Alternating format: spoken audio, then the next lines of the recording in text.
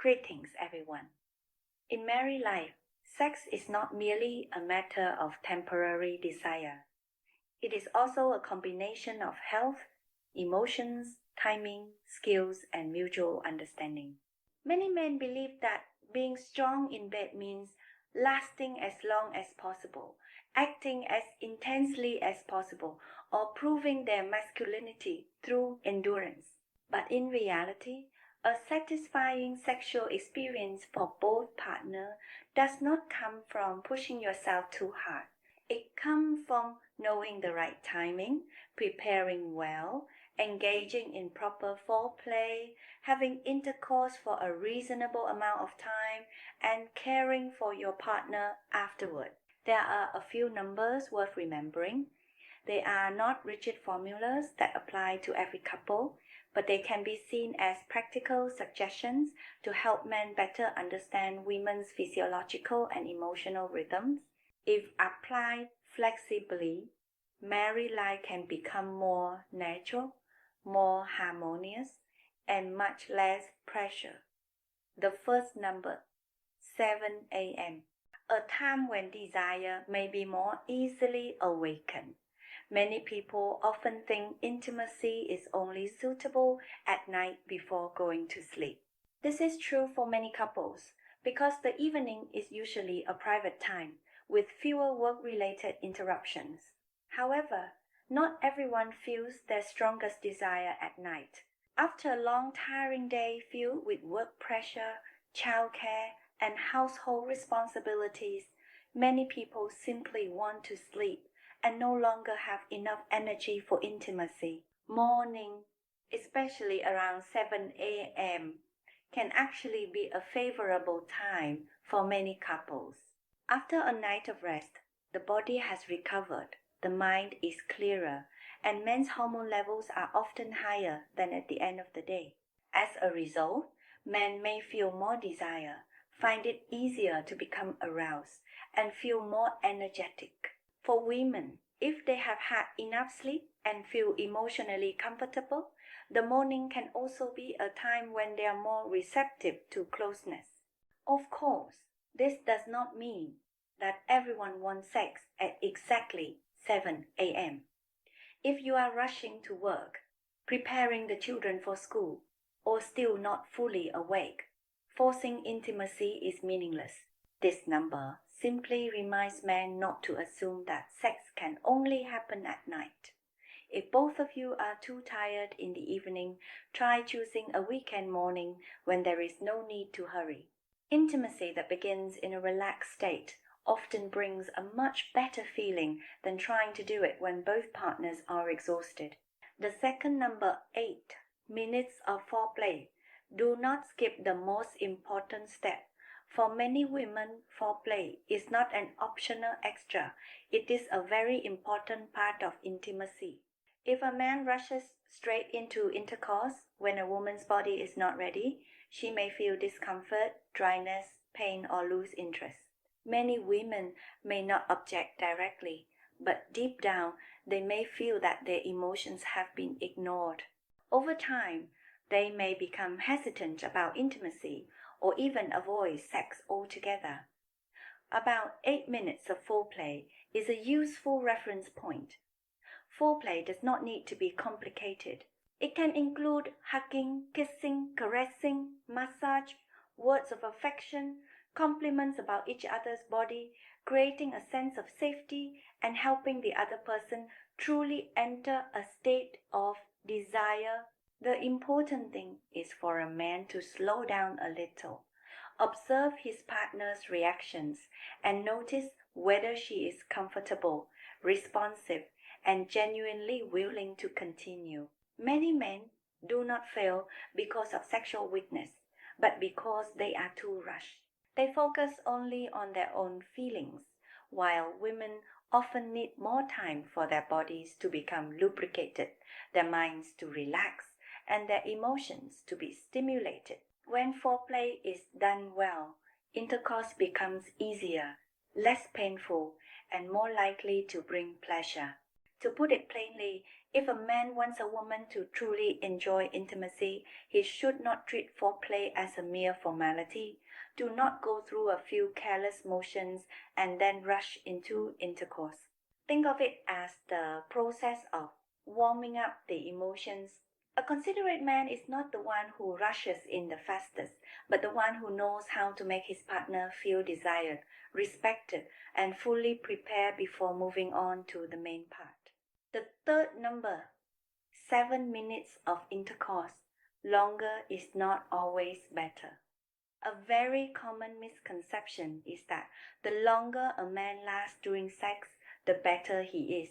Because of this belief, many men put pressure on themselves and try to last as long as possible, even when their bodies are tired, their emotions have faded, or their partner is feeling sore or uncomfortable. In reality, intercourse that is too short may leave both people unsatisfied, but intercourse that is too long is not necessarily better. The main intercourse time is usually understood as the period from the beginning of penetration to ejaculation. For many couples, around 3 to 7 minutes is enough to meet basic needs. A duration of 7 to 13 minutes may be considered desirable by many people. Less than 3 minutes can make intimacy feel too short and may leave the partner disappointed. But if intercourse lasts longer than 13 minutes, especially without enough lubrication or with an unsuitable rhythm, a woman may experience dryness, soreness, pain, and a loss of interest. Therefore, 7 minutes is a fairly realistic number for men to keep in mind. It is neither too short nor too long. More importantly, it helps men reduce the obsession with having to last for dozens of minutes in order to prove their masculinity. In intimacy, true confidence does not lie in how long you last, but in whether both people feel comfortable. If foreplay is good, the emotions are right, and the rhythm is suitable, the main act does not need to be excessively long for both partners to feel satisfied. On the other hand, if foreplay is skipped and the man simply tries to prolong intercourse, intimacy can easily become heavy, mechanical, and lacking in emotion. Men should remember this.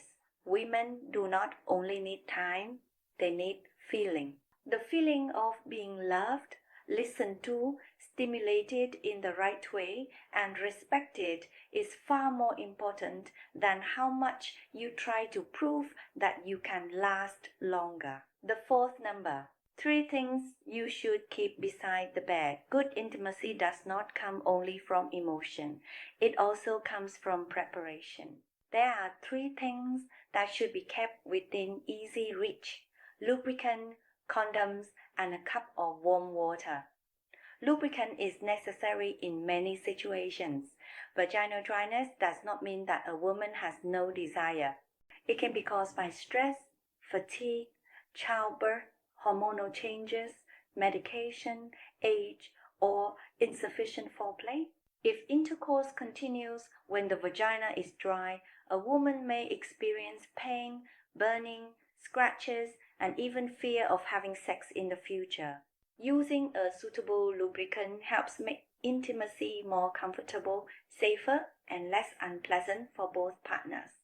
Condoms are also very important. They help prevent unintended pregnancy and reduce the risk of sexually transmitted infections.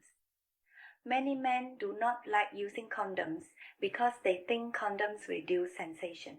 However, if there is no plan to have children, or if both partners are not completely certain about each other's sexual health, condoms are a necessary choice. A responsible man does not think only about his own pleasure.